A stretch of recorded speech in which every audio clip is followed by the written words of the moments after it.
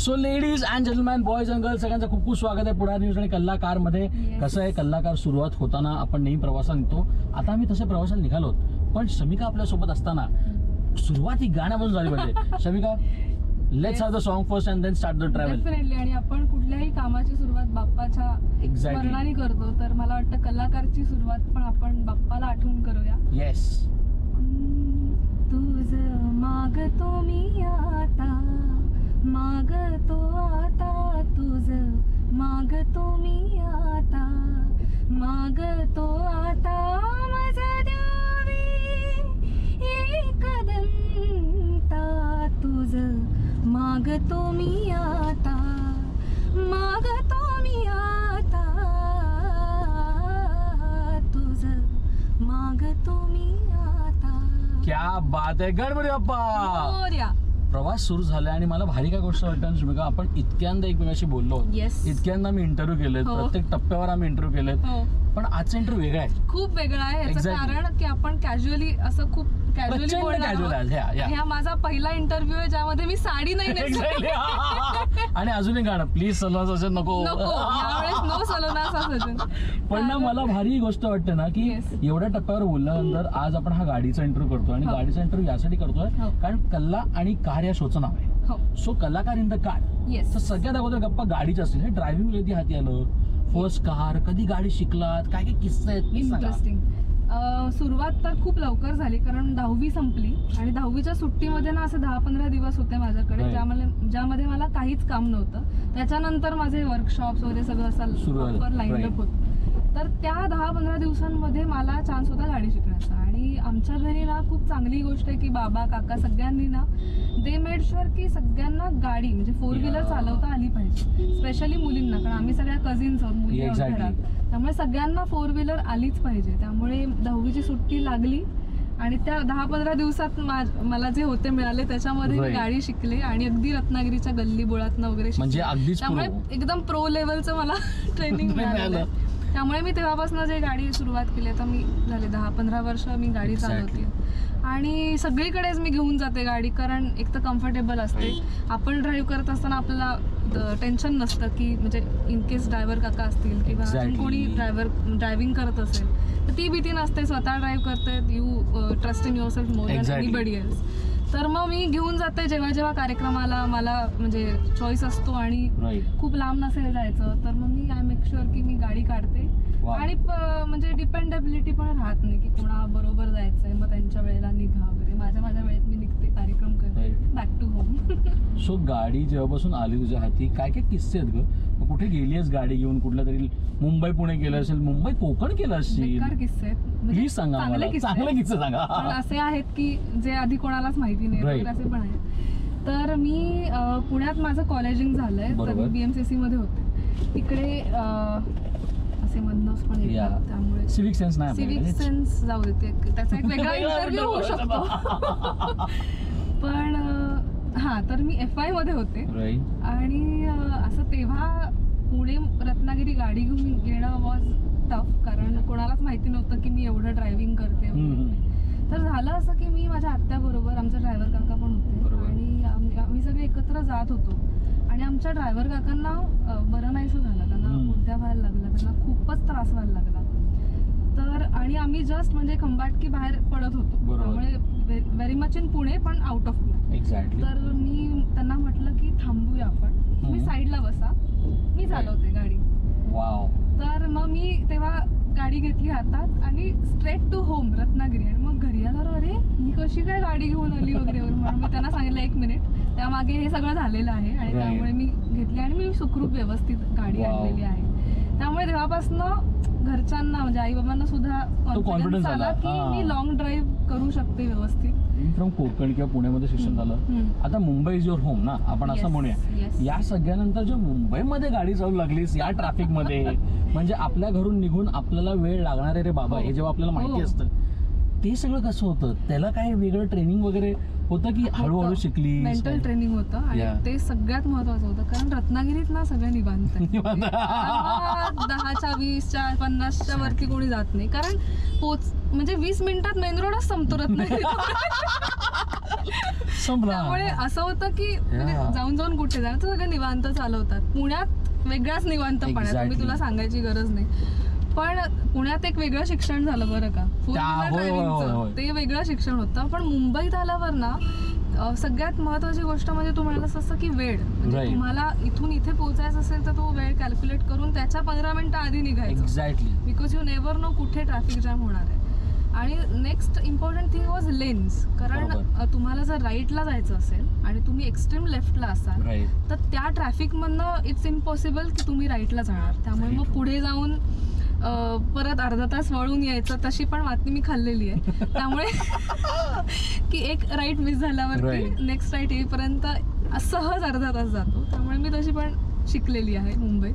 पण दॅट म्हणजे ती चालवूनच मी म्हटलं जसं की कळतं की तुम्ही जितकं चालवाल सिटीजमध्ये, हायवेजवरती, घाटांमध्ये, तर अंदाज येत जातो. आणि since I am driving from long, आता मला ऑलमोस्ट म्हणजे मी चंद्रावर पण चालू. पण ना मला भारी गोष्ट वाटली जे तुम्ही पहिला तुमच्या उत्तरात म्हटलं की बाबा आणि काकांनी हे ठरवलं की प्रत्येक मुलीला ड्रायव्हिंग यावंच लागेल. इतकं प्राऊड तुला सुद्धा वाटत असेल being a part of that family, जो तुम्ही 5 जणी आहात. आज प्रत्येक ज्या आहेत त्या सगळ्या आपापलं काम करतात, ज्या क्षेत्रात करतात त्या क्षेत्रात करतात. किती प्राऊड वाटतं की आपण या ब्रॉड माइंडेड फॅमिलीमध्ये जन्माला आलो. कोकण, ब्रॉड माइंडेड फॅमिली, आणि आपलं काम जे सुरू आहे ते सगळं. ॲब्सोल्युटली. खूप छान प्रश्न आहे हा. कारण बरेचदा ना आपण अंडर एस्टिमेट करतो आपल्या घरच्यांना, व्हॅल्यूजना, संस्कारांना. पण जसं आपण घराबाहेर पडतो, आणि मी तर खूप लहान असताना घराबाहेर पडले, त्यामुळे जेवढं जग मी बघत जाते ना तेवढं मला त्या व्हॅल्यूजची, त्या संस्कारांची, त्या आईच्या बोलण्याची किंवा बाबांच्या समजवण्याची तितकी मला ती काय म्हणूया त्याचं महत्त्व कळत जातं. आणि हे म्हणजे not just in our family, प्रत्येकाच्या घरी हे होत असतं. पण आपण ते काय म्हणू ॲक्नॉलेज करत नाही बरेचदा, कारण ते सवयीचं असतं, आपण गृहीत धरतो घरच्यांना.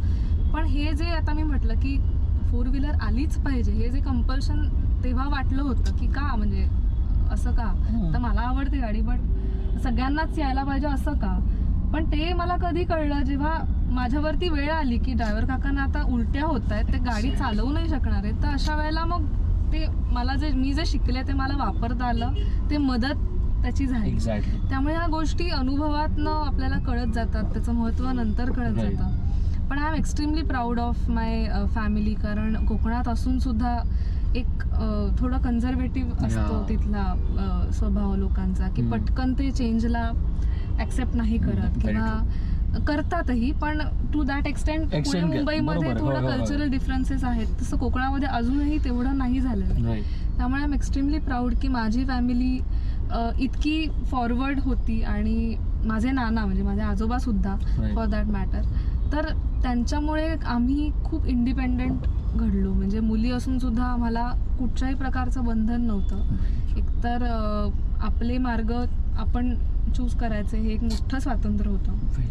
लग्नाच्या बाबतीत स्वातंत्र्य होतं, तुमच्या करिअर काही तुम्ही करा, आम्ही तुमच्या सोबत आहोत, हे स्वातंत्र्य होतं. तर यापेक्षा जास्ती मला वाटत नाही कुठल्याही मुलीचं काय म्हणूया अपब्रिंगिंग असू शकतं किंवा मुलाचं in that matter. So I am extremely proud की मी अशा घरातनं येते जिथे मी मला रिस्पेक्ट आणि माझ्यावरती तेवढं प्रेम केलं जातं, irrespective of what ever choices I make. पण ना या सगळ्यानंतर बिकॉज वी गो होम, आता तुमचं घर रत्नागिरी, राईट, कोकण, आता येणार गणपती, त्यामुळे त्याच्याबद्दल तर गप्पा हवेच ना आपल्या.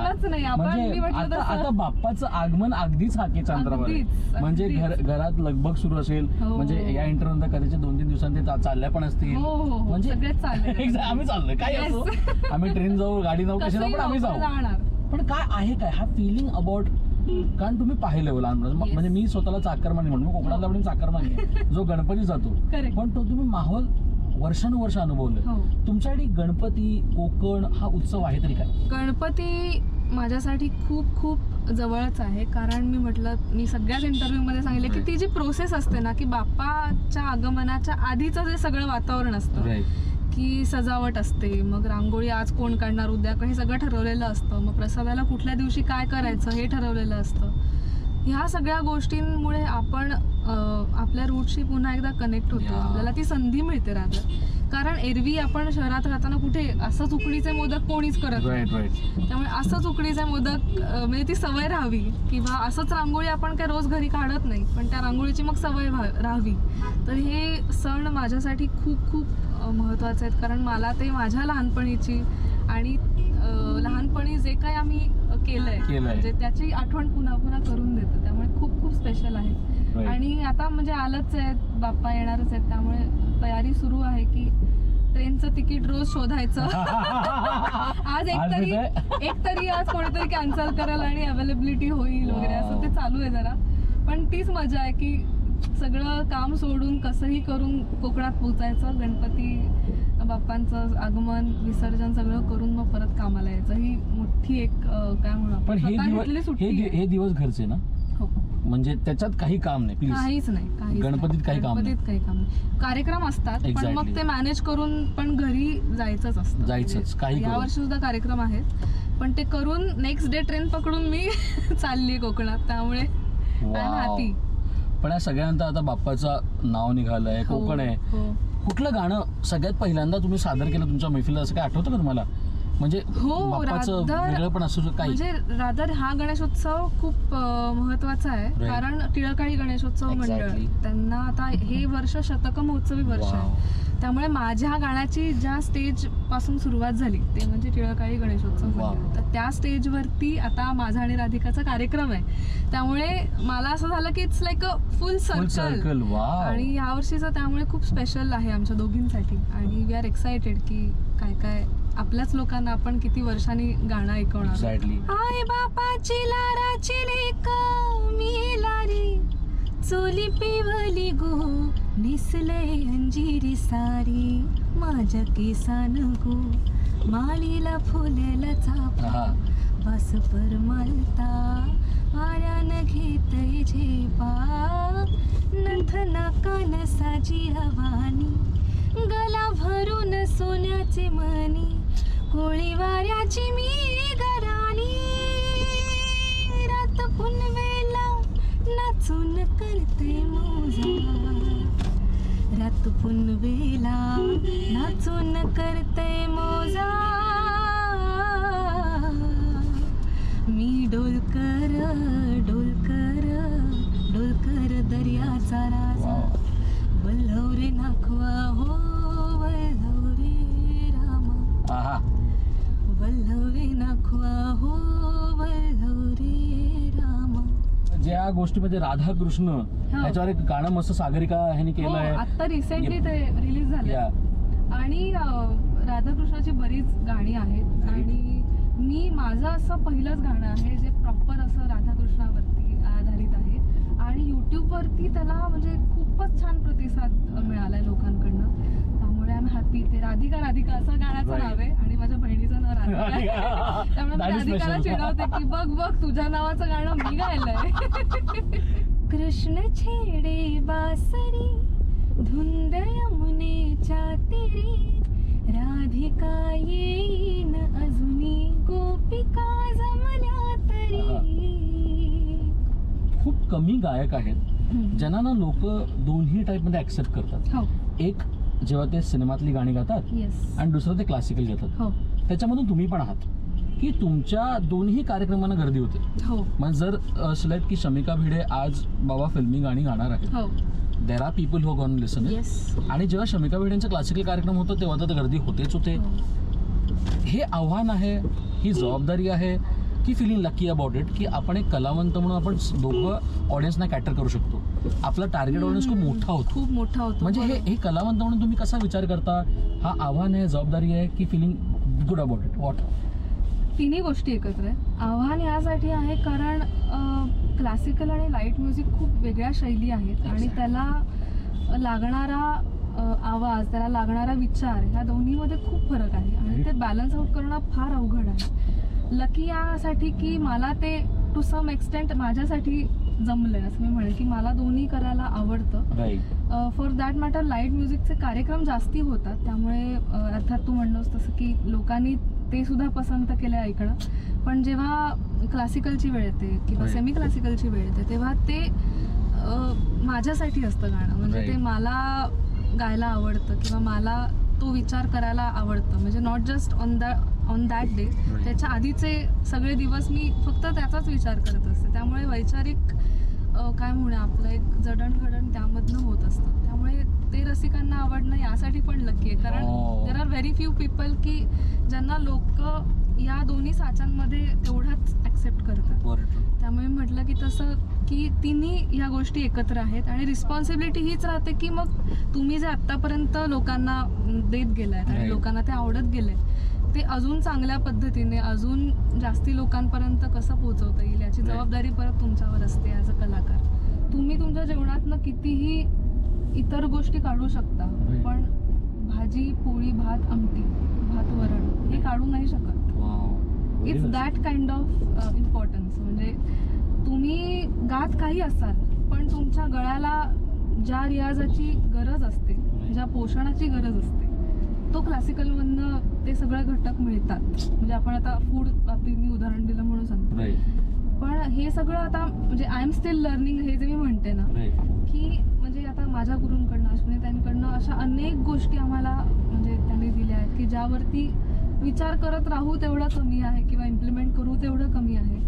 पण मी रियाजाकडे असंच बघते की माझा तो वरण भात आहे. म्हणजे मी इतर काही आज समजा मी लावणी गाऊन आले, उद्या समजा मी अभंग गाऊन आले, एकीकडे मी गझल गाऊन आले, पण at the end of the day मी जेव्हा रियाज करते, मी जेव्हा सा लावते तेव्हा माझा वरण भात म्हणजे माझं पोट भरतं थोडक्यात. त्यामुळे I look at it as a full meal की ज्यामध्ये सगळं आहे आणि त्यामधनं मग मला ताटात पुढे काय वाढायचंय, मला आज लोणचं हवंय का चटणी हवी का भाजी हवी हे मी नंतर ठरवू शकते. पण दॅट इज रियाज फॉर मी की तो एक फुलफिलमेंटचा भाग आहे माझ्यासाठी. लिटल चॅम्प आज जेव्हा लोक तेव्हा तर सेल्फी नव्हतं, तेव्हा तो ऑटोग्राफचा जमाना होता, तुमच्या सीडीज निघाल्या होत्या आणि सीडीज तुमच्या माझ्या घरी पण तुमच्या 6 सीडीज पडल्या.